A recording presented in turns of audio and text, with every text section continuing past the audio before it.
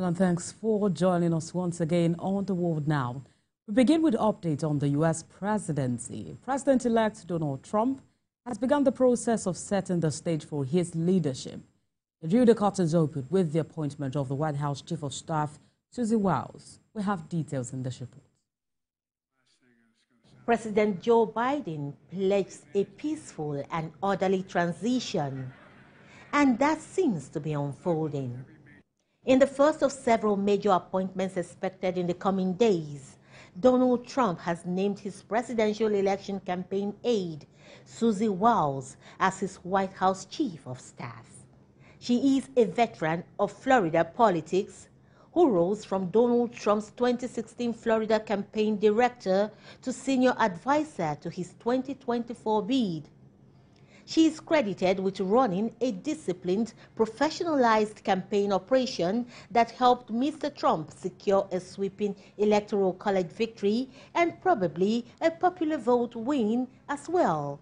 In a statement, the U.S. President-elect described Susie Wiles as tough, smart, innovative, and universally admired and respected.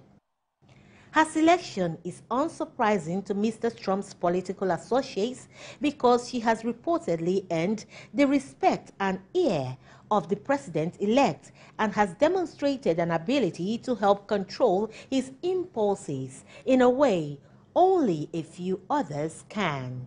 Let me also express my tremendous appreciation for Susie and Chris. But Ms. Wiles has little experience in government, which could be a challenge as she takes on one of the world's most demanding and complex governing staff jobs. The 67-year-old rarely speaks publicly. At Donald Trump's victory speech early Wednesday, she almost seems to recoil at his invitation to her to say a few words. Meanwhile, President-elect Donald Trump says his administration will have no choice but to carry out plans for the mass deportation of people living in the U.S. illegally. Experts estimate that his proposal will cost billions of dollars. For you to speak to Elon Musk, we need Starlink. And still on the formation of a Trump government, the chairman of the U.S. Central Bank has reacted to speculations that his office might be in jeopardy as Donald Trump prepares to assume power in Washington, D.C. Mr. Jerome Powell says he will not step down if the president-elect asked him to, and is not permitted under law for the White House to force him out. Mr. Powell was responding to questions from reporters at a press conference after the bank announced the quarter borrowing cost, lowering the central bank's key lender rates to the range of 4.5% to 4.75%. Forecasters have been expecting borrowing costs to fall further in the month ahead, but warned that Trump's plan for tax cuts, immigration, and tariffs could keep pressure on inflation and drive up government borrowing. And still on the U.S. leadership transition, Russia's President Vladimir Putin has congratulated Donald Trump on his election victory, calling him a courageous man. Speaking at an event in the Russian city, the Russian president said that Donald Trump was hounded from all sides during his first time in the White House. Vladimir Putin also said that Trump's claim that he can help end the war in Ukraine deserves attention at least. During Putin's address, which lasted several hours and covered a wide range of topics, he also spoke of the assassination attempt on Donald Trump in July, saying it made an impression on him. While U.S. media reports allege the Department of Justice is into talks with the Office of Special Counsel Jack Smith over winding down the two federal cases he is overseeing against President-elect Donald Trump. Last year, Mr. Jack Smith brought charges against the President-elect over the alleged mishandling of classified documents and his suspected role in attempting to thwart the transfer of power after the 2020 presidential election.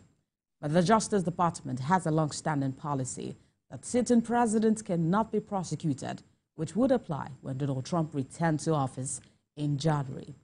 Mr. Trump said during his election campaign that he would fire Mr. Smith within 2 seconds if elected president. And for an elaborate analysis of the incoming Trump administration and the twists and turns of the election, I'm now being joined from Washington, D.C. by President Emeritus Corporate Council on Africa, Stephen Hayes. It's good to have you join us on the ward now. Thank you. Good to be here. Good afternoon. Right. In Trump's major staffing decision, he has decided to appoint Susie Wiles as Chief of Staff. Who is Susie Wiles, and what's significant about her becoming the Chief of Staff in the White House? Well, I think that she's a new face to most people, except within the Republican Party, and she was obviously a very good campaign manager. What is special about her is that the fact that Trump has selected a woman to be Chief of Staff, which is an interesting to me psychologically, since he's had such a tough time with women. But I think it's also a positive step. I think she may be able to control him more than any other previous Chief of Staff has, which none have been able to. So I think that's significant. It's a wait and see. I think that she's fairly unknown, as I said. And so I think, in fairness to her, we'll wait and see how she does. And there are also speculations about other members, possible members in the cabinet. I'm more interested in Robert Kennedy Jr., who dropped his campaign for Trump, and whether he's likely to be a member of the cabinet. To an extent, for the past about 20 years, he has better been known for his embrace of conspiracy theories, especially about vaccines. So do you think it is a likely candidate for Trump? Well, what Trump has said, what Trump apparently has promised him something. He said, Trump himself has said he's promised a spot. It looked like it was going to be in health, but we'll see. What Trump has also said is that he will not put him in charge of interior or the environment issues, where to Robert Kennedy Jr.'s credit, he has been an environmental leader in this country and head of the National Resource Defense Council. But that's not where Trump is going to put it. Do I think he'll be in? I think he probably will. He certainly promised him that. Now, whether he keeps that promise is another issue. And there's so much fear about whether Trump will actually, put in place some of the policies that he had made promise about during his campaign. And of course, there is a difference running a country theoretically and actually running the country. What more should be done in terms of transition that may be a form of correction from the last regime? Well, Trump has, to his credit, has a record of doing what he says he's going to do. Whether it's successful or not is another issue. So you can, I think, expect a strong push on immigration, which I think was one of the two major issues that helped Trump and helped define Trump and helped Trump win this campaign, because the Democrats did not have a solid record on immigration policy, at least stemming the illegal immigration into the country, and the economy. And those were the two biggest issues in all polling. 25% of the American public felt the economy was the most important issue, and another 18% felt that immigration was. So that's a major part of the whole campaign, and Trump exploited those points very, very successfully. So to your question, he's going to act on immigration. How he's going to do it is another question. I think it's a fairly simple approach that he's defined, and I think it's a far more complicated problem in this country. On economy, I think he's going to have a big challenge. Historically, the Republicans have not controlled the economy as well, but in any case, we're going to have to wait and see. He's promised tariffs. Tariffs will, in all likelihood, raise prices. But those are the two major areas I think we can expect to see him move on, and how successfully he does that as well. Using other cabinet members, will he give Musk a cabinet position? I can't imagine Musk taking a cabinet position, given all his other duties and interests. That would hem him in quite a bit, but he could put him as head of a council of some sort, an advisory council. I expect something like that to happen. Mm. And away from the possible members of his, cabinets, there is also the concern about how Trump coming back to the White House will impact on the Middle East, Africa, and other areas in the world. We've seen Putin congratulate Trump, saying he is ready for talks. And more recently, we've heard the Israelis saying that Trump actually called to congratulate them on some of the operations in Lebanon. Now, security experts are saying Trump coming back will mean a lot for security in the United States. What would this mean for the landscape of war across the world? Well, I think that's my biggest concern, frankly. That's my background as well, of course. So I'm following that very closely. Netanyahu very strongly supported Trump, did not like Biden. That's well known. He did everything he could not to help Biden and moving towards any peaceful solution in the Middle East. I don't think there is going to be an easy, peaceful solution now with Trump encouraging Netanyahu. So whether the two-state solution is going to be dead is another issue. Obviously, Ukraine is a big concern, and Europe will have to pick up the slack there if, in fact, support for Ukraine is to continue. It's not going to come from the United States. One of the big questions will be who will be the Secretary of State for Trump. I expect a surprise. I'd like to see somebody like Lindsey Graham, who does know foreign policy very well, is sympathetic to a number of issues, in particular Ukraine, but whether he does that or not, I don't know. That would take out a senator, but on the Republican side, but he's likely, if he were to take Secretary of State, he's likely to be replaced by another Republican from South Carolina, so it's not going to hurt the balance of power in the Senate at all, especially now that the Senate is firmly in control of the Republicans, as likely the House will be as well.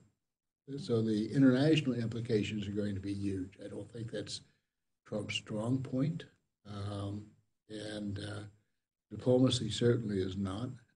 So he's going to create a very interesting world over the next few years. Mm.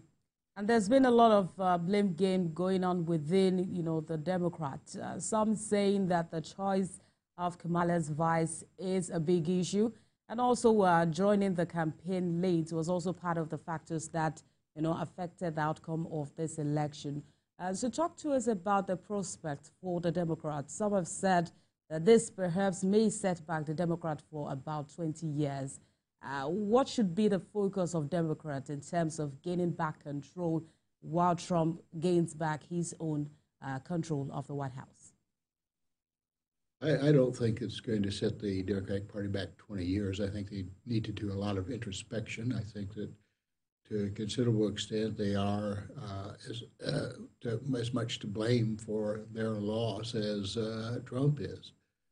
They have become a party that abandoned the working class, which I agree with Senator Sanders who said that, and they need to get back to their core. The Democratic Party is a coalition of special interest, be in special issues, and as opposed to a coalition of economic interest, which is what Franklin Roosevelt had put together and made the Democratic Party so strong. So they've got to look at really what are their core issues. I think the campaign made a lot of mistakes. They put a lot of blame on Biden because he had originally promised not to run for a term, and then his ego got ahead of his head of common sense and his own health.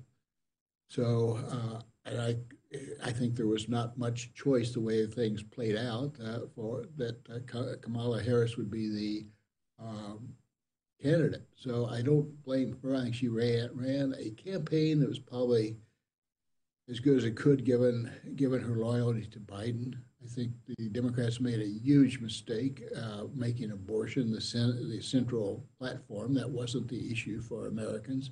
And interestingly, she got 10% less votes than among women than Biden did. So I think that given all things, the Democrats, have got to really look at what do they really mean. I don't think they have a central platform. Trump had a plan. Now, whether we agree with the plan or not is another issue. There's a lot that I didn't, but nevertheless, he had a plan and was able to explain that easily to and simply to the American public. Vice President Harris never did that. She could never really have a specific plan for the future. And again, in fairness to her, just 3 months ago, she was assuming that Biden was going to be the candidate. Right. President Emeritus, Corporate Council on Africa, Stephen Hayes, thank you for joining us on The World Now. Thank you. An honor as usual. Thank you. We're on to The World Now on TVC News. We'll be back with more stories after this break. Stay with us.